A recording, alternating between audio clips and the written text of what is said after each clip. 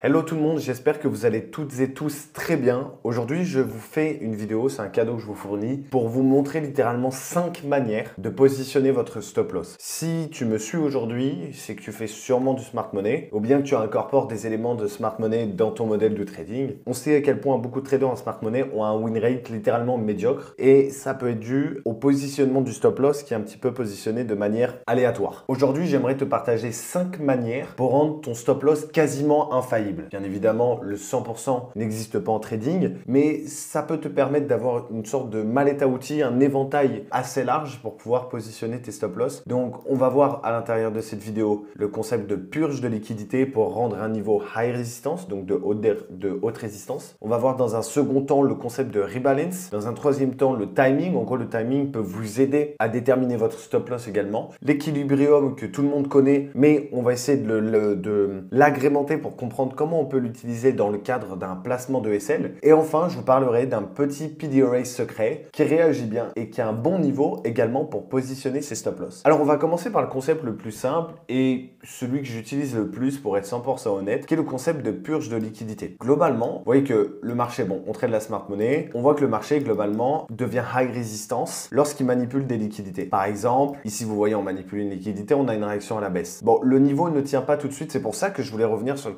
la question de timing. Mais à un moment ou un autre, la dernière manipulation qui va venir récupérer vraiment tout l'argent dont voilà, les banques, les institutions, etc. ont besoin, va créer ce fort mouvement baissier qui va amener à tout ce mouvement-là. Donc ça nous démontre bien que à l'extrême d'une manipulation, le prix n'a théoriquement pas d'intérêt d'y aller. La métaphore que j'aime beaucoup donner, c'est comme un braquage d'une banque. Lorsque les malfaiteurs vont pour braquer une banque, ils n'ont pas d'intérêt à retourner sur le lieu de crime. Moi, c'est l'histoire que je me raconte, ça me permet de comprendre pourquoi il est intéressant de positionner ses stop loss sur des niveaux qui ont manipulé des liquidités, car théoriquement, le prix n'a pas intérêt d'y retourner. Et donc ici, je voulais vous montrer un premier exemple d'un trade qui était prenable cette semaine par rapport à ce concept-là. Et de toute façon, j'ai un exemple à vous montrer pour chacun des concepts. Donc concernant le concept de purge de liquidité, on voit que ici, le prix était littéralement en train de créer énormément de liquidités. On a un énorme niveau d'equal low, une grosse trendline qui était en train d'être créée. Et ici, ce niveau, ce qui est intéressant, c'est que pourtant, il avait manipulé des liquidités. Mais bon, on est sur EURUSD et vous savez que EU est une paire avec énormément d'acteurs et plus un actif a d'acteurs qui sont en train de le trader, plus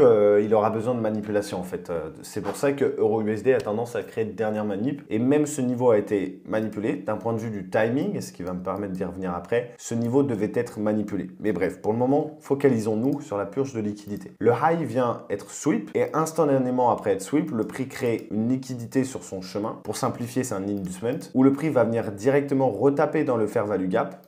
Voilà, ici. Tac, il vient déclencher l'ordre. Et donc, une bonne manière de positionner le stop loss, c'est à l'extrémité, hop, à l'extrémité de la manipulation. Ce qui ensuite, bon, 5,4 pips de stop, ça reste quand même élevé, mais vu la volatilité, en vrai, ça va. Ce qui nous fournissait un mouvement à l'extrême, le prix est allé à 38 hier. Donc franchement, c'est pas mal. C'est pas mal si tu chopes ce genre de mouvement. Clairement, en fait, ça, c'est un one shot, one kill. Hein. On vient chercher une dernière manipulation et on prend le mouvement de la semaine. C'est magnifique. Donc, le positionnement du stop loss sur une purge de liquidité, c'est quand même l'un des trucs les plus sûrs, à condition de comprendre le timing. Et donc, je vais juste mettre le rebalance entre parenthèses. Je vais y revenir d'ici un instant. J'aurais peut-être dû parler du timing avant. C'est pour ça que je vais le faire. Pour moi, l'idée du timing, c'est pas le timing qui est démocratisé, c'est-à-dire trader de telle heure à telle heure. Je vois beaucoup de traders aujourd'hui qui tradent, voilà, leur kill zone, c'est de 9h à 9h30 ou bien de 13h à 13h30. Pour moi, le timing ne doit pas être interprété de la sorte parce que ça revient à rendre son trading mécanique, de trader que de telle heure à telle heure. Finalement, c'est comme si on essayait de forcer le prix à créer le setup à ce moment-là. Donc ça peut créer du FOMO. Bref, hormis les défaillances techniques du côté mécanique, je pense que ça peut amener également des biais psychologiques. Donc si aujourd'hui tu trades que sur une période de temps, un laps de temps de 30 minutes, plutôt que de laisser le prix créer ce qu'il a créé en utilisant bien tes alertes et en comprenant la narration du prix, alors je t'invite à changer d'edge. Donc moi, le timing, c'est bien évidemment une notion qui est clé. Comment est-ce que je vais l'utiliser? Pour moi, le timing, c'est, je me pose tout simplement la question, le prix a-t-il un intérêt à venir manipuler une dernière liquidité? Donc si je reprends l'exemple qu'on avait ici, on voit que le prix a manipulé des liquidités sur son chemin. La question à se poser, c'est le prix avait-il un intérêt de manipuler une dernière fois? Sachant qu'il en crée plein sur son chemin. Il crée ce high, bam, il sweep. Il crée ce high, il sweep, etc., etc. Franchement, le prix a récupéré énormément d'argent. Il y a de fortes chances que ici on se soit fait stop loss. Comment est-ce qu'on aurait pu éviter ça? Ça m'amène également à la notion de rebalance, parce qu'ici il y a une zone d'inefficiency, un fair value gap, donc un déséquilibre qui n'a pas été comblé. Et donc ce high qui certes avait manipulé des liquidités en amont, en fait c'était comme un short term, donc un high de structure qui doit venir être manipulé. Et les short term, on voit qu'ici on a un beau short term, ici et ici. Le prix vient manipuler en bas, en haut, ça fait comme une sorte de seek and destroy. Le prix va venir rebalance ce niveau d'imbalance du coup, pour pouvoir créer une légère réaction, et ce niveau était bien HR, high resistance, donc il a tenu. Donc là en fait je viens de vous parler de deux notions, la notion de rebalance et la notion de timing. En quoi la notion de timing? Parce qu'il est important de se poser la question, le prix a-t-il un intérêt à respecter ce niveau ou à manipuler de dernière liquidité? En d'autres termes, par rapport au timing, doit-il s'en aller maintenant ou doit-il d'abord prendre une liquidité et ensuite se renverser? Eh bien le rebalance, ça peut vous aider également à vous cadrer en ce qui concerne le timing. Je vais vous montrer un autre exemple. Ici parle d'une pattern qui s'appelle les 3 Indiens. Donc l'idée, c'est qu'on a un lot, ensuite un deuxième lot qui vient manipuler le précédent lot, et ensuite le prix, une fois qu'il a manipulé, a une réaction inverse, ce qui est normal à chaque fois que le prix manipule une liquidité. C'est le principe d'un turtle soup, c'est-à-dire qu'il manipule et ensuite il crée une légère expansion, et ensuite il va créer un dernier, et ce dernier est censé être le niveau le plus high resistance. C'est un peu l'exemple qu'on a vu précédemment finalement. On a vu que le prix, bon là en l'occurrence il n'y en avait pas 3. En moyenne il y a 3 high ou 3 low. Ici il y en a 1, 2, 3, 4, 5, donc c'est littéralement, enfin c'est aberrant, mais je pense que le prix ici, il y avait une grosse annonce écho, et il avait un intérêt à créer beaucoup de liquidités. C'est pour ça qu'il faut s'adapter. Le timing, c'est aussi ça. Le timing, c'est également une question de news, d'annonce écho. Du coup, donc on a un lot, ici on a un lot, et ici on vient manipuler le dernier lot, et ensuite on peut créer ce qu'on appelle un RTO, c'est-à-dire Return to Origin. Le prix revient à l'origine du mouvement, retrace dans un OTE, peu importe, pour créer le vrai mouvement. Bah pour moi, ça c'est aussi une question de timing. Parce que si on s'en tient que au concept numéro 1, purge de liquidité, alors ce niveau, hop, ce niveau il a high résistance. Donc j'ai tout intérêt à me placer ici. Et pourtant le prix vient manipuler. Donc le timing, c'est également ne pas faire preuve de FOMO et être prêt à attendre, surtout pour deux choses. Il y a deux choses qui peuvent vous permettre d'anticiper cette notion de timing. Premier point, on l'a déjà vu, notion de rebalance. Y a-t-il une zone de liquidité interne, un imbalance à venir combler? Et deuxième point, la question de structure de marché. Ici, le prix crée une expansion, mais a-t-il cassé une vraie structure significative? Non. Vous allez me dire, ici non plus, on n'est pas venu casser là. Oui, mais bon, votre pattern vous permet de vous dire, la majorité du temps, le prix va créer les 3 Indiens, donc je sais que ce niveau a de fortes chances de vous faire SL. Donc je préfère que vous fassiez SL par exemple ici et que le prix vous manipule une dernière fois plutôt qu'ici. Vaut mieux attendre davantage plutôt que se faire déchirer quoi. Et donc voici un exemple, le deuxième exemple que je voulais vous montrer. Vous voyez, ici on a un lot, tac, on vient manipuler, boum, réaction haussière. Je reviendrai également sur ce trade à la baisse concernant le PDRA secret. Donc ici on a une réaction, bam, ici, vous voyez, c'est exactement ce que je vous ai dit. Zone d'inefficiency, rebalance, on vient rebalance ce niveau, un FVG qui vient combler, un FVG M3. On a nos 3 Indiens, un swing high, un swing low, une réaction, un second swing low, et ensuite la dernière manipulation. Et ensuite, qu'est-ce qu'on voit? Le prix, qu'est-ce qu'il fait justement ici? Il crée une consolidation. Donc il crée quoi? De la liquidité. Donc le prix crée ce qu'on appelle un seek and destroy, c'est-à-dire sur cette conso, on a donc de la liquidité en haut, de la liquidité en bas. Il manipule en bas pour taper dans l'order block qui est high résistant, je vous le rappelle. Donc on peut placer un trade ici, boum. Et là c'est magnifique parce que littéralement on a tout qui est imbriqué. Donc c'est magnifique.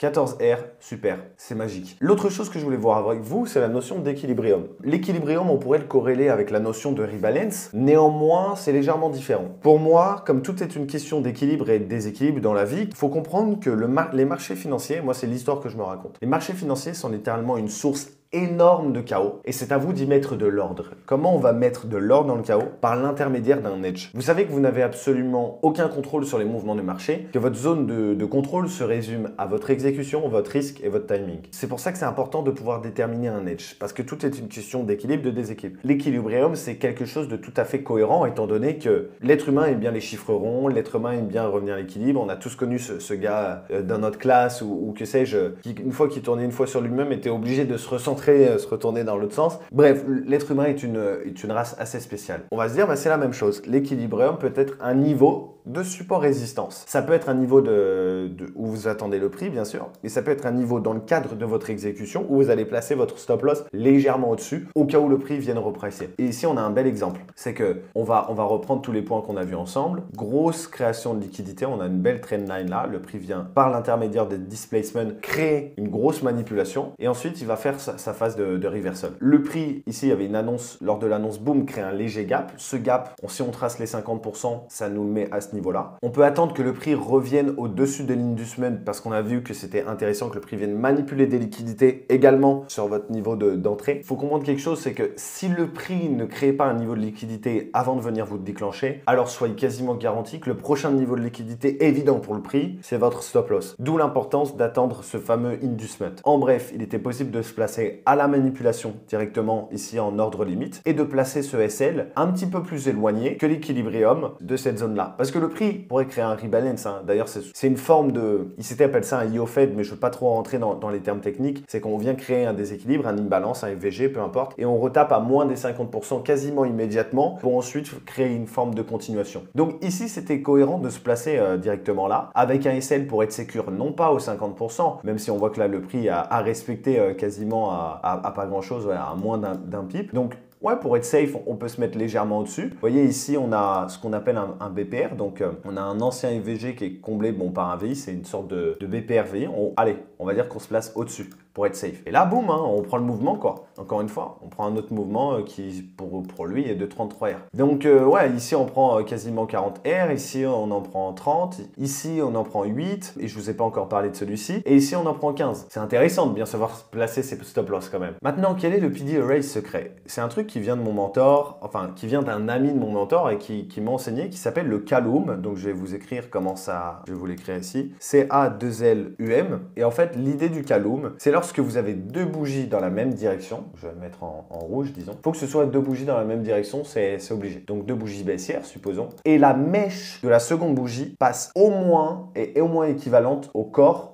au prix d'ouverture de la précédente bougie. Donc ça, si je trace la mèche comme ceci, c'est un Calum. Maintenant, l'idée, c'est qu'on a vu quand même que le meilleur moyen de positionner ces stop loss, c'était le concept de purge de liquidité. Donc, ce qui serait quand même miraculeux, ce qui serait quand même le plus high probability, ce serait même que le prix aille au-delà de la mèche de la bougie précédente. Pourquoi? Parce que ça veut dire qu'à l'échelle court terme, le prix est venu manipuler une dernière liquidité. Et généralement, amusez-vous à regarder ça. Souvent, lorsque vous voyez ça sur le marché, en HTF, je dis bien, par exemple, en daily, en M15 ou quoi que ce soit, en lower time frame, en fait, c'est un breaker block. Donc, d'un point de vue de la fractalité, c'est cohérent en fait. Ici, ce serait quelque part là, il y aurait une cassure de structure et ici, il y aurait une manipulation. C'est comme si le prix avait fait ça finalement. Donc, c'est intéressant à étudier. Et donc, quelle est la zone que l'on trace? Quel est le PD Array? Eh bien, on va tracer un rectangle sur la mèche qui surpasse le corps de la bougie précédente. Et ce niveau est censé faire office de support résistance. Quand je dis censé, c'est bien évidemment, il n'y a pas de vérité absolue sur le marché, c'est à vous de l'étudier. Mais là, quand tout est imbriqué dans votre histoire, eh bien, ça peut être intéressant. D'ailleurs, petite parenthèse, mais si aujourd'hui, tu fais du trading depuis plus de 6 mois, notamment de la smart money, et que tu as du mal à déterminer ton edge, tu as acheté plusieurs formations en ligne ou tu as appris une stratégie par-ci, une stratégie par-là, mais tu as du mal concrètement à être rentable alors que les stratégies le sont rentables en fait. Alors, bien sûr, certaines stratégies ne le sont pas chez certaines personnes qui vendent des formations, mais c'est un autre sujet. Mais certaines stratégies sont rentables. J'ai beaucoup de personnes, d'amis qui sont sur le marché du trading et qui font du très bon contenu et pourtant les personnes n'arrivent pas à être rentables. Pourquoi? Parce qu'ils n'ont pas déterminé un edge sur mesure. J'aime beaucoup dire que Pablo Picasso disait « Les bons artistes copient, les grands artistes volent ». Alors oui, il est intéressant de reproduire le modèle de quelqu'un. Par contre, comment le personnaliser de sorte à créer son edge sur mesure, de sorte à devenir profitable, de sorte à comprendre et son edge technique et son edge mental? Nous, c'est ce qu'on fait chez Chrysalide. Moi et les membres de mon équipe, on accompagne les personnes à devenir profitables avec garantie en les amenant à créer un modèle sur mesure, en comprenant leur psychologie, en levant les croyances qui les empêchent d'avancer. Et je propose aux personnes gratuitement un appel de démonstration pour en savoir plus sur ce qu'on fait, mais avant tout pour te permettre de ressortir avec une roadmap personnalisée par rapport à ta situation, par rapport à ton trading d'aujourd'hui. Ok? Revenons-en sur notre Calum. Et ben voilà, vous voyez que ici, au niveau de l'histoire, c'est pertinent. On a un breaker block là. On voit que le prix crée de la liquidité sur son chemin. On manipule ces niveaux de liquidité, c'est magnifique. En fait, tous les points qu'on vient de voir ont bien été respectés. On retape une dernière fois dans cet order block. Le prix remanipule une dernière fois, casse la structure et sur son chemin, vous voyez ce qu'il crée? Il crée le fameux Kaloum que je viens de vous enseigner. Et regardez, le prix, bam, retape dedans. Et le SL sur le Kaloum, parce que je vous ai dit, c'est un PD Array déjà qui rejette le prix, à condition qu'ils soient imbriqués dans la narration et dans l'histoire. Et en plus, il y a ce concept de purge de liquidité à l'échelle plus petite UT en fait. Et donc, bam, c'est comme ça qu'on peut prendre 8 hier sur un mouvement, juste pour venir rebalance ce niveau avant de choper l'achat. Donc littéralement, en fait, quand vous savez comment positionner votre stop loss et que vous avez les bons concepts, que vous avez un bon modèle, que vous arrivez bien à imbriquer tous les éléments les uns avec les autres, vous pouvez non seulement créer la narration, en plus votre edge, et juste savoir comment positionner ces stop loss avec les 5 éléments que je viens de vous donner, purge de liquidité, rebalance, timing, équilibrium et ce PD Array secret, bah, littéralement, vous pouvez faire du ping-pong sur le marché, quoi. C'est incroyable. Même si je ne recommande pas de faire du ping-pong, vous voyez que juste en respectant la tendance, vous chopez tous les moves. 40 R, 30 R, 8 R, c'est extraordinaire. Implémenter la narration du prix à votre modèle, déterminer son edge sur mesure, c'est indispensable si vous voulez survivre sur les marchés financiers. Merci d'avoir regardé cette vidéo jusqu'au bout. Si tu veux plus de contenu de valeur ajoutée, alors je te suggère de t'abonner. Ce sera avec grand plaisir de pouvoir t'aider et t'accompagner, raison pour laquelle tu peux retrouver tous mes liens dans la description, que ce soit mon Instagram pour pouvoir plus me suivre au quotidien, mon Telegram pour entrer plus en profondeur sur ce que je fais, sur les résultats de mes élèves, etc. Et bien évidemment, le lien d'appel de démonstration qui te permet d'avoir accès à un coaching 100% gratuit pour déterminer une roadmap et pouvoir voir en effet si tu corresponds au profil parfait qu'on peut accompagner chez Chrysalide jusqu'à la profitabilité. Et ce sera avec plaisir de t'aider.